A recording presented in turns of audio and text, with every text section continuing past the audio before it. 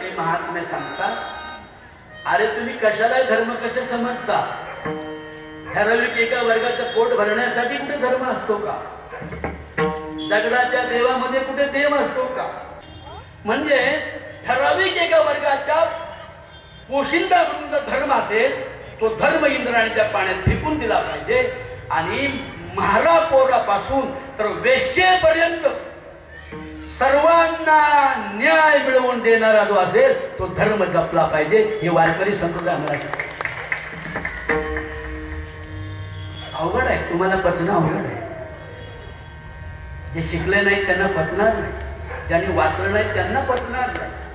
ज्यांनी वाचलंय आणि जे शिकले त्यांनी साहित्य वाचलं नसेल त्यांना पटणार आहे. कारण शिक्षण हे वाघिणीचं दोष आहे. क्वालिफिकेशन नसणाऱ्या माणसापुढे बसणं म्हणजे नरकवासात बसणे. म्हणून जनाबाईंनी त्यावेळेला माझ्या बहिणींना चंद्रभागेच्या वाळवंटावर गोळा केलं. पण कोणत्या बहिणींना गोळा केलं माहिती? ज्या विचारवंत होत्या त्यांना. खरं सांगू, विचारवंतांच्या संघटनेत बोलणं म्हणजेच कीर्तन. त्याला अभंग घ्यावा लागतो, चाली म्हणावे लागतात, पहिलं पद म्हणावं लागतं. मी एका मावळात गेलो होतो, म्हणजे ते म्हणजे महाराज कुंडलिनी काय ते पांडुरंगा वदन म्हणलेच नाही. अरे म्हणलं बाबा, तुकोबाराय म्हणतात, जनी वनी अवघा देव त्याच्या नमस्काराचा ठाव. आता कुठं राहिलं पांडुरंगा करून नमन? ज्याची अवस्था अशी झालेली आहे, मुंगियानी राव सारखी भाव.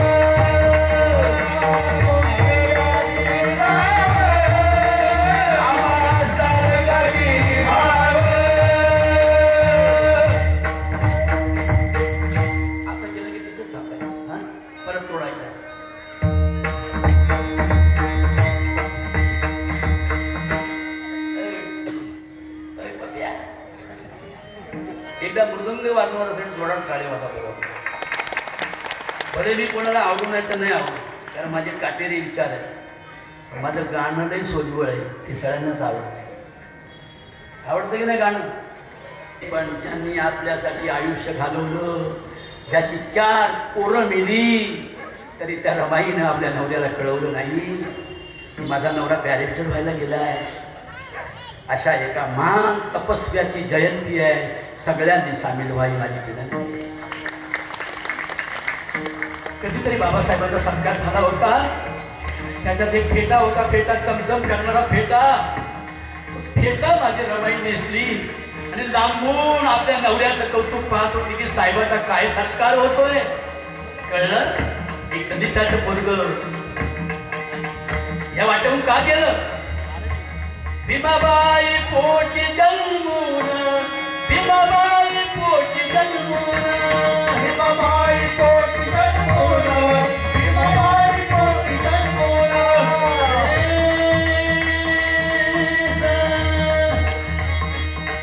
भीमाबाई पोटी जन्मून, भीमाबाई पोटी जन्मून, भीमाबाई पोटी जन्मून, भीमाबाई पोटी जन्मून.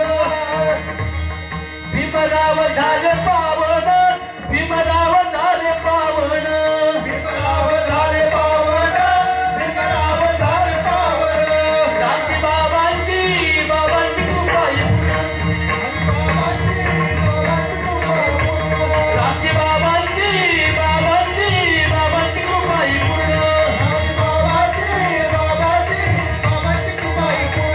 आलं भीमाचं बुद्धाचं ज्ञान, आलं भीमाचं बुद्धाचं ज्ञान, आलं भीमाचं बुद्धाचं ज्ञान, आलं भीमाचं बुद्धाचं ज्ञान, आलं भीमाचं बुद्धाचं ज्ञान,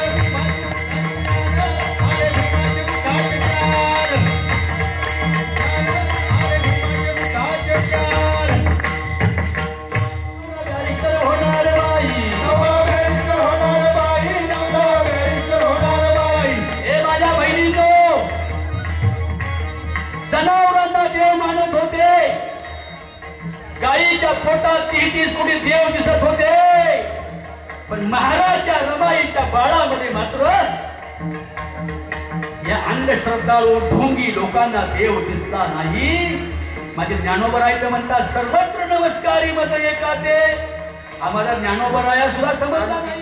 जेव्हा निर्माण होईल सावित्रीबाई फुले, अहिल्याबाई होळकर, फातिमा शेख, माँसाहेब जिजाऊ, महाराणी रमाई, भीमाई आंबेडकर जेव्हा तुमच्यात निर्माण होतील तेव्हा तुम्हाला सांगू, धर्माच्या ठेकेदारांनी मर्डरी करणारे घरापर्यंत आणले ना तर ते आपोआप लाचार आणि नाराज होऊपर्यंत घरी जातील. एवढी ताकद तुमची निर्माण.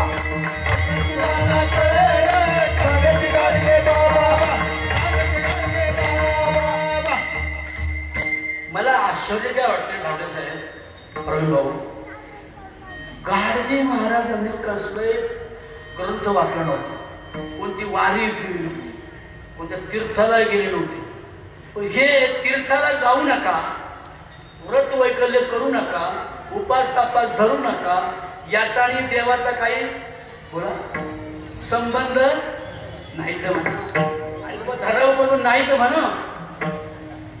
आता मूर्ख माणूस मूर्खपणा सोडील का हो? जो अज्ञानी आहे त्याला ज्ञान कसं समजेल? जो अज्ञानाला ज्ञान समज. एक वर्ग असा आहे की तो अज्ञानाला बोला अज्ञानाला ज्ञान समजतो. त्याच्या पुढे बुवा वाटून मारून टाकला तरी तो सुधारणार नाही. चालायचं महाराज लोकांचं सांगायचं काम आहे, ऐकायचं. चला सावधानी तुम्हाला ऐकणार नाही, मरेपर्यंत ऐकणार नाही. शिवाशिवीचा रोग झाला होता माणसाला.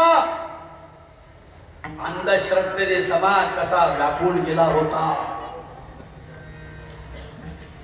स्त्रियांना वंचित ठेवणारा धर्म समजत होते.